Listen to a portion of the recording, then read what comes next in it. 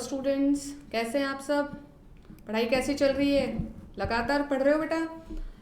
तो मैं गरिमा राठौड़ बेटा आपके केमिस्ट्री एजुकेटर हूँ और आपका सभी का फिर से यहाँ पर स्वागत करती हूँ ऑन श्री करनी एकेडमी एंड एजुटेक। 11th क्लास की केमिस्ट्री का टॉपिक हम लोग कर रहे थे, जिसमें अभी हम लोग फर्स्ट चैप्टर में ही हैं, लेकिन हाँ फर्स्ट चैप्टर में अब हम लोग काफ़ी कुछ पढ़ चुके हैं। बहुत सारे लॉज हमने पढ़ लिए, बहुत सारे फॉर्मूले हमने पढ़ लिए, बहुत सारी परिभाषाएं हमने पढ़ ली। इवन हम नए नए रसायनज्ञों के नाम भी अब जानने और पहचानने लगे हैं। तो बेटा आज का जो हमारा टॉपिक है वो हमें संबंध बताएगा आयतन और भार के संबंध में, ठीक है। लेकिन मैं आपको थोड़ा सा इसको रिकैप्चुलेट करवा देती हूँ कि ये जो टॉपिक है जो हम आज स्टार्ट कर रहे हैं, ये हमारा वही टॉपिक जो हम प्रीवियस क्लास में कर रहे थे, आवोगाद्रो की परिकल्पना और आवोगाद्रो की परिकल्पना के अनुप्रयोग। उन प्रयोगों में से ही कुछ प्रयोग हम डिस्कस कर चुके हैं और आज हम एक और प्रयोग, किसका, आवोगाद्रो परिकल्पना का एक और प्रयोग पढ़ रहे हैं। तो यहाँ से आज हम स्टार्ट कर रहे हैं। क्लियर है बात? आपके दिमाग में पता चल गया है? तो आवोगाद्रो शब्द को नहीं भूलना है, वहीं से स्टार्ट करना है, उसको हमेशा दिमाग में रखना है और उसके अनुप्रयोग जो हम पढ़ चुके हैं उसके आगे वाले अनुप्रयोग आज हम डिस्कस करेंगे। तो आज का जो हमारा अनुप्रयोग है बेटा वो है गैसों का आयतन भार संबंध। किसका अनुप्रयोग है? आवोगाद्रो की परिकल्पना का। क्या संबंध बताएगा हमें कि किसी गैस के आयतन यदि हमें पता हो और भार, इन दोनों में क्या संबंध है। यदि हमारे पास एक वैल्यू है आयतन की तो क्या हम उससे भार निकाल सकते हैं? यदि हमारे पास भार की वैल्यू है तो क्या हम उसे आयतन रिलेट करने में यूज कर सकते हैं? कर सकते हैं। तो किस प्रकार कर सकते हैं, यही हमें यहाँ पे डिस्कस करना है।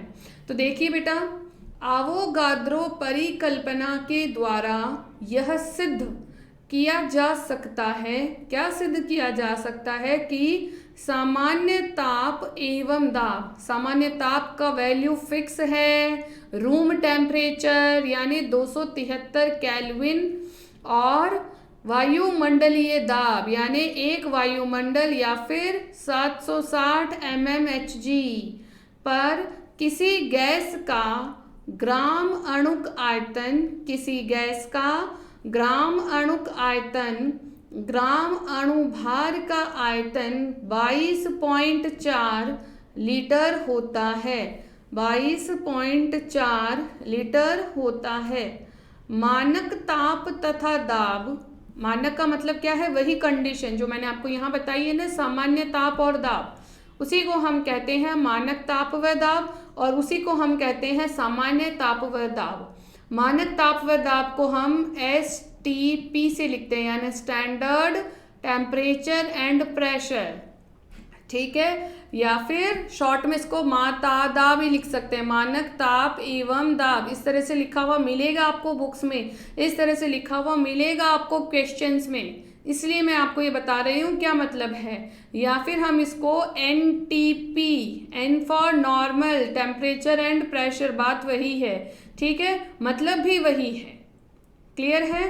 अणुक आयतन 22.4 लीटर होता है। ये बात हम पढ़ चुके हैं आवोगाद्रो में। हर गैस, कोई भी गैस ले लो, हाइड्रोजन ले लो, ऑक्सीजन ले लो, क्लोरीन ले लो, फ्लोरीन ले लो, कोई भी मर्जी चाहे जो गैस ले लो, लेकिन कंडीशन उसके लिए फिक्स कर दी है। कैसी कंडीशन? STP या फिर NTP या फिर 273 केल्विन ताप, एक वायुमंडलीय दाब। इसे परिवर्तित किए बिना यदि हम किसी गैस के आयतन की बात करते हैं तो वह आयतन फिक्स रहता है, कितना? 22.4 लीटर। ये याद रख लेनी है वैल्यू, कभी नहीं भूलना है इस बात को, ठीक है। जो कि सामान्य ताप एवं दाब पर 1 लीटर हाइड्रोजन का भार 0.09 ग्राम होता है। अतः गैस का वाष्प घनत्व निम्न प्रकार होगा। किस प्रकार निकाल सकते हैं हम गैस का वाष्प घनत्व? हमने पहले भी फॉर्मूला पढ़ा था, देखिए चेक कीजिए सभी। मातादा यानी मानक ताप व दाब पर गैस अथवा उसके वाष्प, या तो गैस ले लो या फिर उसका वाष्प, बात तो एक ही है, स्टेट तो एक ही है कि 1 लीटर का भार बटे मानक ताप एवं दाब पर हाइड्रोजन के 1 लीटर का भार। समझ आई बात आपको? यही संबंध है गैसों के आयतन और भार में। हमने यहाँ पे एक गैस का क्या लिया है, भार, और हाइड्रोजन का क्या लिया है, 1 लीटर का भार, यानी भार में और वाष्प घनत्व में क्या संबंध है ये हम पढ़ चुके हैं पहले भी। क्लियर हुई है बात?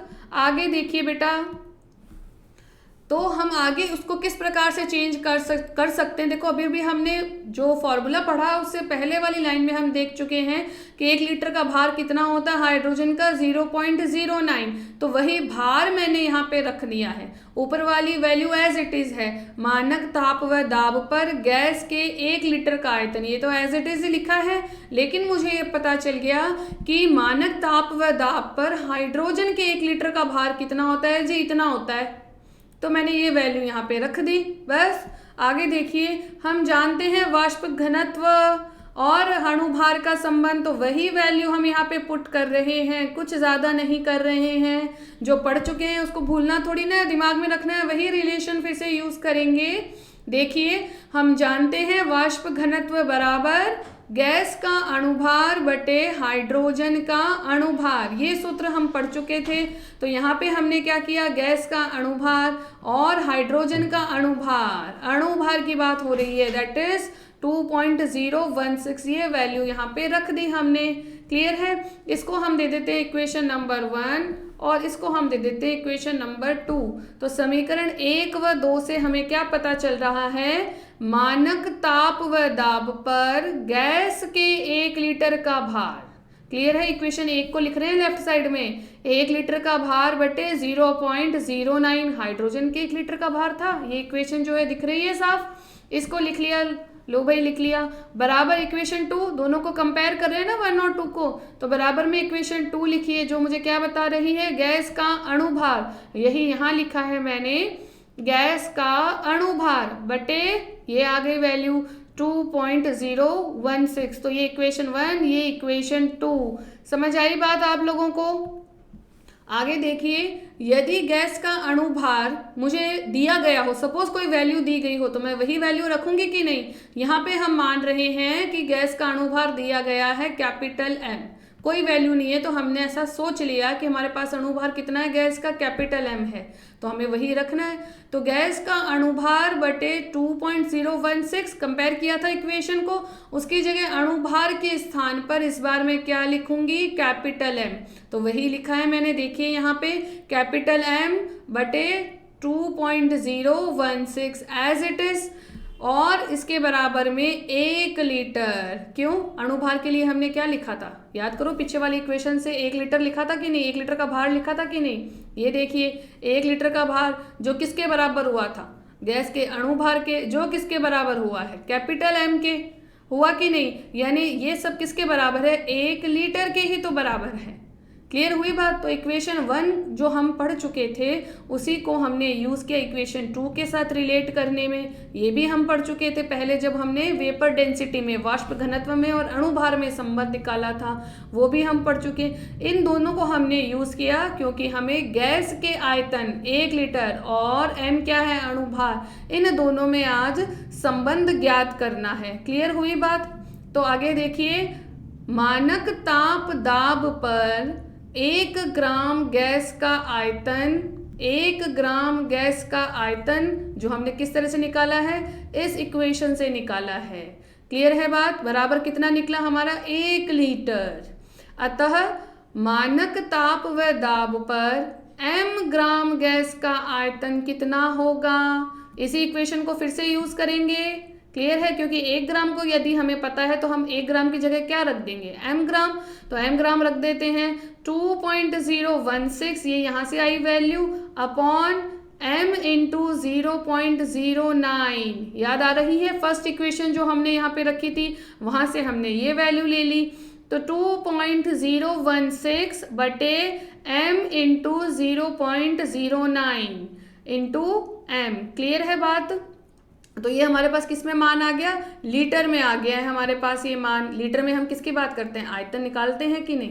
तो समझ रहे हो बात को, m क्या है, ग्राम यानी भार, और ये जो वैल्यू पूरी हम जब सॉल्व करेंगे तो किस में आ जाएगी, लीटर, आयतन में। यानी हम क्या कह सकते हैं कि आयतन कितना आएगा किसी भी गैस का मानक ताप व दाब पर, 22.4 लीटर, जो हमें आवोगाद्रो की परिकल्पना को जब हम सबसे फर्स्ट डे स्टडी कर रहे थे तब ये बात हमने वहाँ पे सिर्फ सुनी थी, लेकिन आज ये वैल्यू वाकई में है, ये फैक्ट है, ये हमने देख लिया है, खुद ने सॉल्व किया है। और यदि इस लीटर को आपको मिलीलीटर में कन्वर्ट करना है, मैंने उस दिन भी आपको बताया था, जनरली लीटर में हमारे पास कोई वैल्यू नहीं होती है। अक्सर आयतन, किसी भी पदार्थ का आपको आयतन दिया होगा वो आपको ml में मिलेगा, मिलीलीटर में। तो यदि 22.4 है तो लीटर, सीधा सीधा यूज करो, लीटर नहीं है तो आप इसको कन्वर्ट करोगे 22,400 मिलीलीटर में। बस इतना सा वेरिएशन, इतना सा चेंज जो है वो आप लोगों को अपने दिमाग में रखना है। क्लियर है बात, किस तरह से हमने 22.4 लीटर की वैल्यू जो है उसको सॉल्व किया है। ओके बेटा, आगे देखते हैं। गैसों के रासायनिक सूत्र व्युत्पन्न करना, ये हमारा अगला अनुप्रयोग है। यदि हमें किसी गैस के रासायनिक सूत्र का ही नहीं पता तो हम किस प्रकार उसके सूत्र का फॉर्मेशन कर सकते हैं, हम खुद कैसे कर सकते हैं, हम कैसे ये पता लगा सकते हैं कि दी गई गैस का सूत्र क्या हो सकता है। तो यह भी एक बहुत अच्छा अनुप्रयोग है आवोगाद्रो की परिकल्पना का। तो देखते हैं, आइए किस प्रकार हम निकाल सकते हैं रासायनिक सूत्र को। देखो बेटा, आवोगाद्रो परिकल्पना का उपयोग गैस अणु का संघटन एवं अणु सूत्र ज्ञात करने में भी किया जा सकता है। ठीक है जी, किया जा सकता है। कैसे करना है हमें वो सीखना है।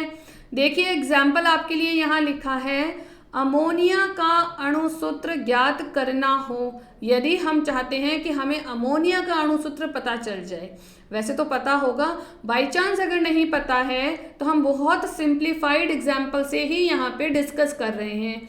अमोनिया का अणु सूत्र यदि हमें ज्ञात करना है तो नाइट्रोजन और हाइड्रोजन की अभिक्रिया पर आवोगाद्रो की परिकल्पना को लागू करना होगा।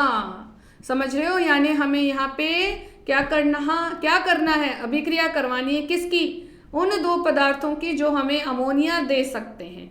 यानी नाइट्रोजन प्लस हाइड्रोजन दोनों मिलके क्या बना देंगे, अमोनिया बना देंगे। इतनी बात हमें पता है, लेकिन हमें ये नहीं पता कि अमोनिया का फॉर्मूला क्या है। तो हम फॉर्मूला कैसे निकालेंगे, देखिए आयतन जो हम पढ़ चुके हैं बस वही यूज करना है, नया कुछ नहीं। नए पर तो हम आज पहुंचेंगे, किस प्रकार रासायनिक सूत्र निकालेंगे। तो देखिए नाइट्रोजन का कितना उपयोग में आ रहा है, 1 आयतन। हाइड्रोजन का कितना उपयोग आ रहा है, 2 आयतन। मैं यहाँ लिख दूं N2+, और अमोनिया का हमें मिल रहा है 2 आयतन। ठीक है, अभी हमें नहीं पता कि क्या फॉर्मूला है अमोनिया का, हमने बस एज इट इज यूं ही रिलेट किया है अंदाजे से कि नाइट्रोजन का 1 आयतन, हाइड्रोजन के 2 आयतन। ठीक है, तो अमोनिया का हमें मिलता है 2 आयतन। क्लियर हुई बात इतनी। आगे देखिए, आयतन को यदि अणु में बदलते हैं, आयतन को यदि हम अणु में बदलते हैं तो हमें क्या करना है, आयतन, जितना आयतन मिला है उसी को n अणु मान लेना है।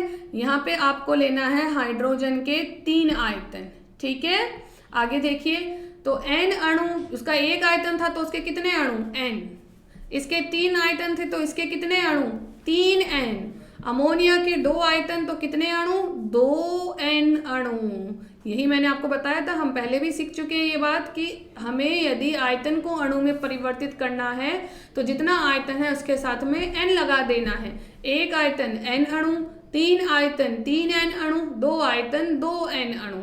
क्लियर है इतनी बात। आगे देखिए, अब n अणु के स्थान पर मैं आयतन वाली संख्या रखती हूँ। n अणु मतलब 1 अणु, 3n मतलब टोटल 3 अणु, और 2n अणु मतलब टोटल अणु कितने आए हैं उपयोग में, 2 अणु।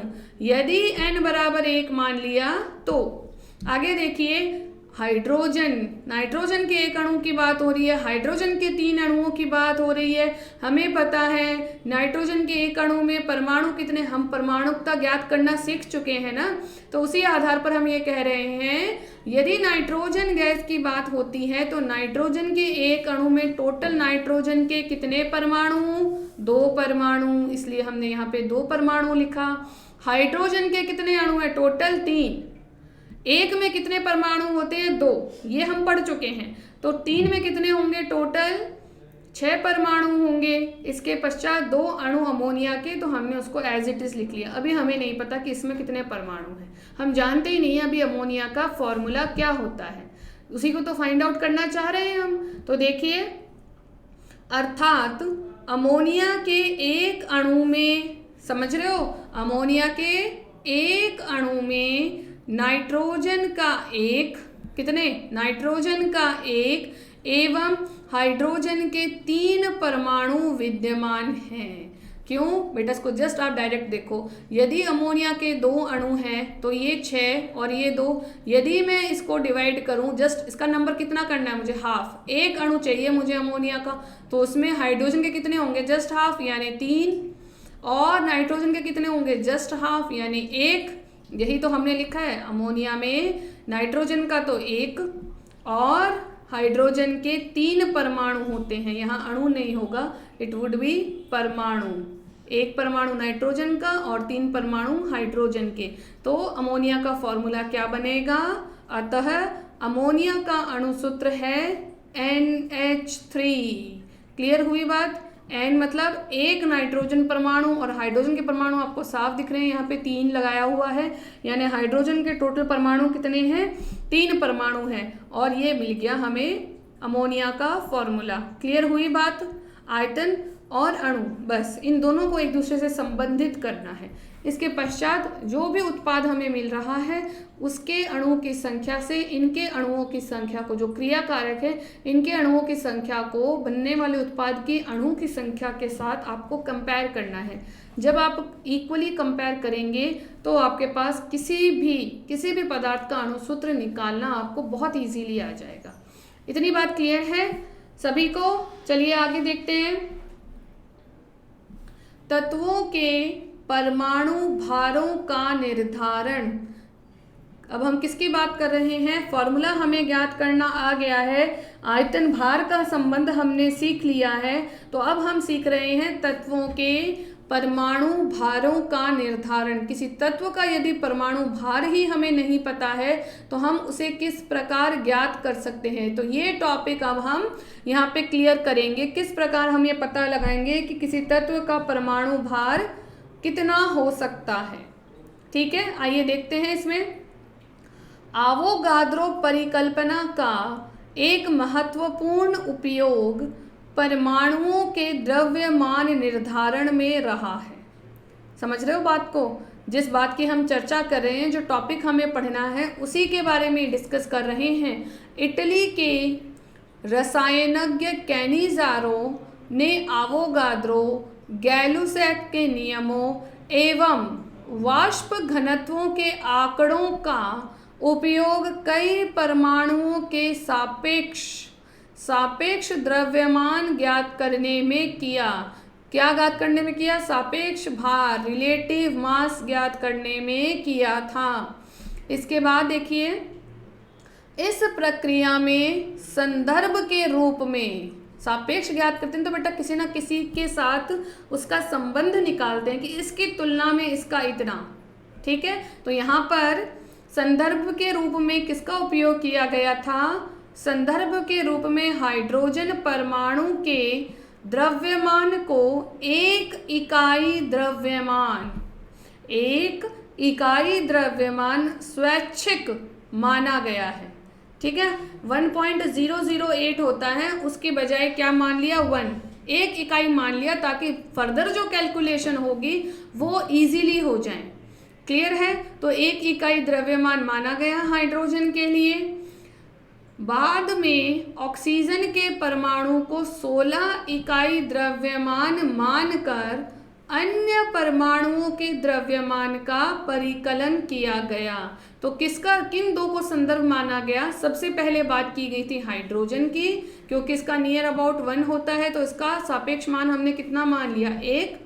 लेकिन फिर पता चला कि केवल हाइड्रोजन के साथ हम सभी प्रकार के तत्वों का संबंध ज्ञात नहीं कर सकते। ठीक है, कुछ ऐसे भी तत्व हैं जो हाइड्रोजन से क्रिया ही नहीं करते। तो उस वक्त केवल और केवल हाइड्रोजन का संदर्भ मान लेने से काम नहीं चला, तो यह पाया गया कि एक और कोई तत्व मान लेते हैं। तो उस वक्त ये माना गया, देखा गया कि ऑक्सीजन एक ऐसा तत्व है जिसके साथ जनरली सभी तत्व क्रिया करते हैं और अलग अलग प्रकार के यौगिक बनाते हैं। तो इसलिए हाइड्रोजन को भी उपयोग में लिया गया और ऑक्सीजन को भी उपयोग में लिया गया अन्य तत्वों के परमाणु भारों का निर्धारण करने के लिए। और ऑक्सीजन के परमाणु भार को क्या माना गया? 16 इकाई।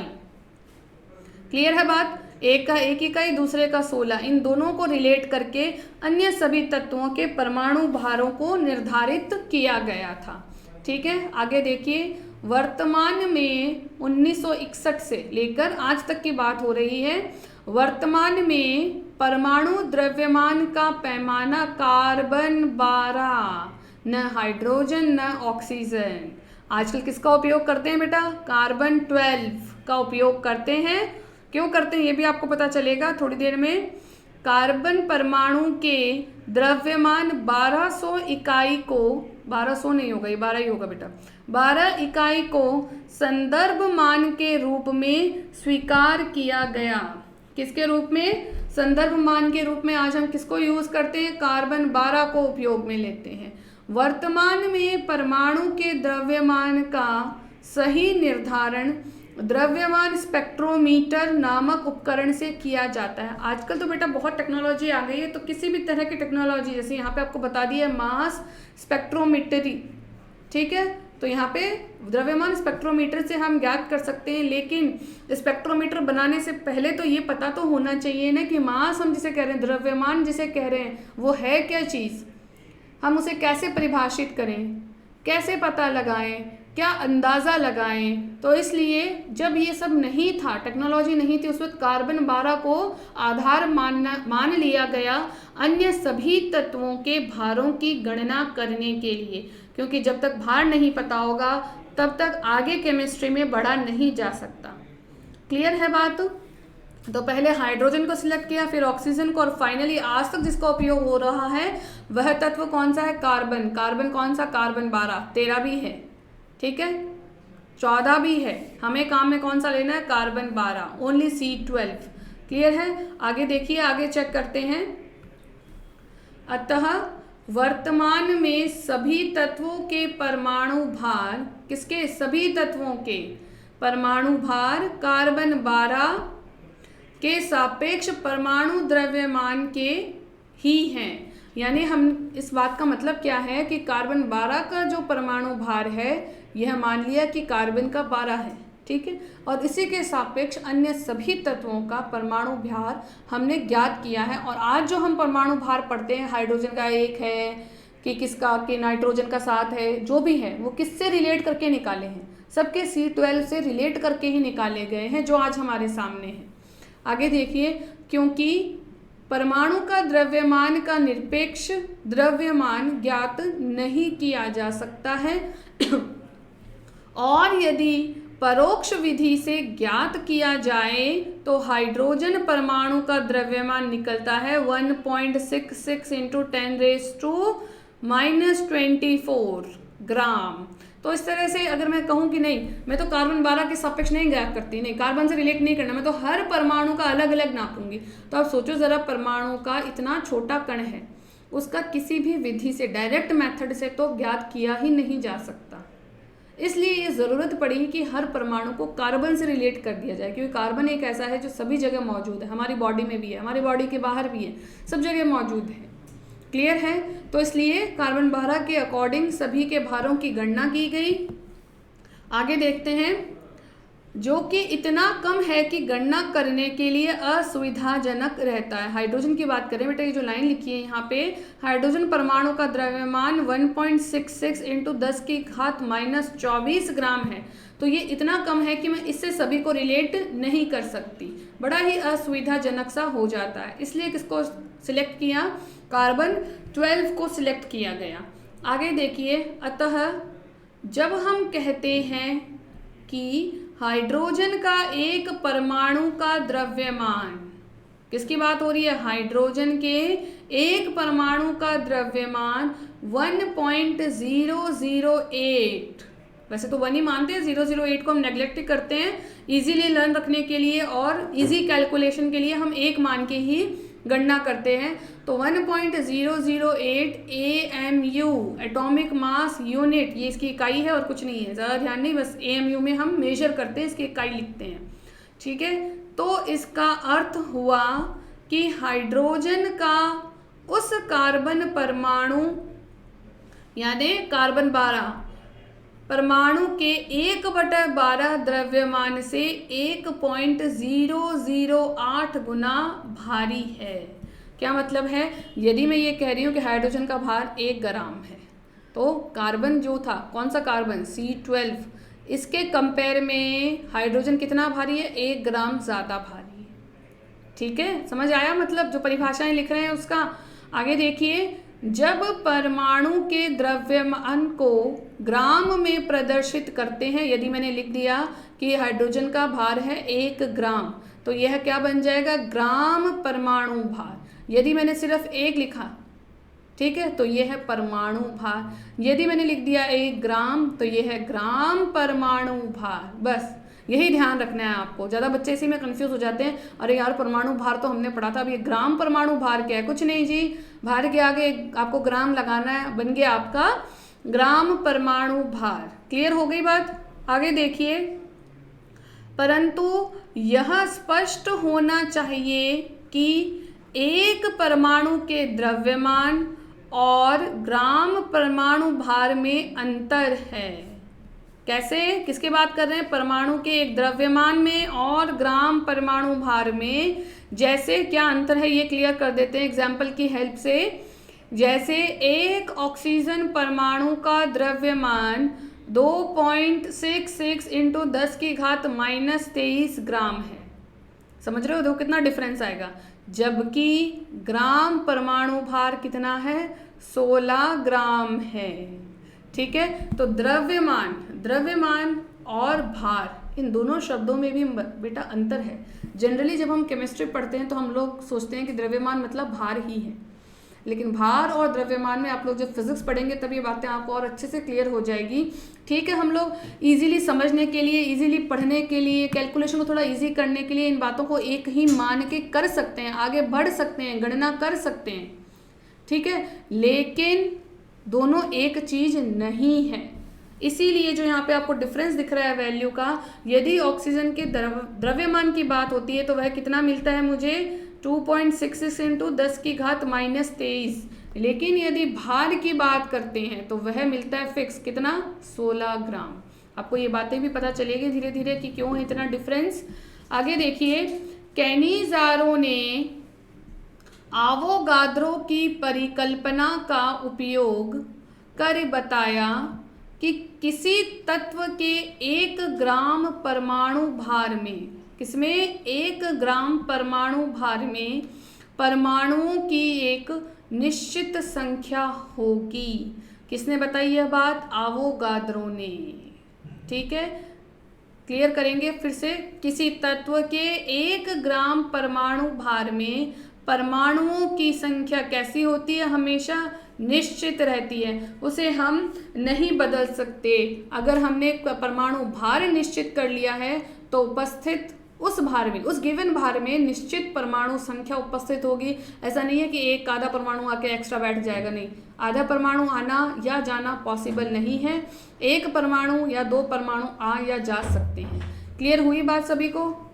आगे देखिए, उस संख्या को आवोगाद्रो संख्या Na कहा गया है। क्या कहते हैं, Na कहते हैं, जिसका मान कई विधियों द्वारा ज्ञात किया गया है।